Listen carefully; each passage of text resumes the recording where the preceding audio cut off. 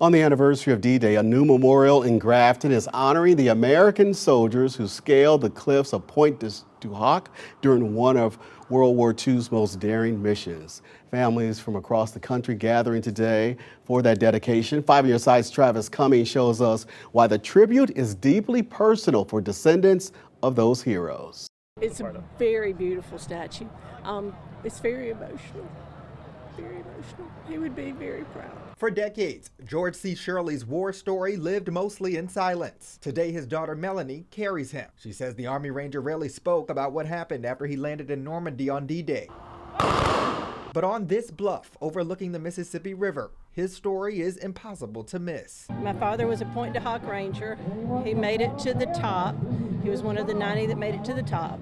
After that, he went on to be an advanced motorcycle scout to find the German troops. And he made it till July 7th when he was wounded near St. Lo.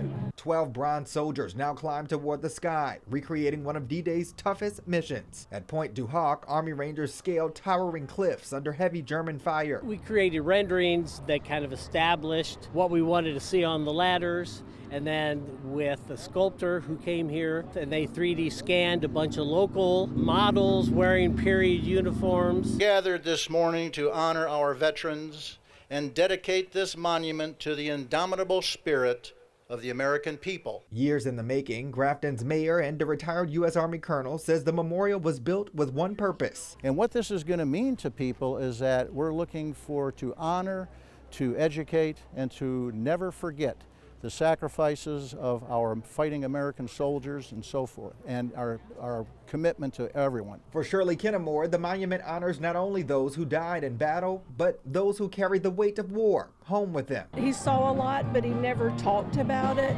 And I'm sure today it would have been PTSD, but in the day they didn't even acknowledge it really. Memorials like this call us back. They remind us that liberty is not self-sustaining. The bronze may tell the story of a battle, but for families like the Shirleys, it's the people behind it they'll never forget. People should know that all the freedoms they have today to say what they want and do what they want came at a very high price. Travis Cummings, 5 on your side.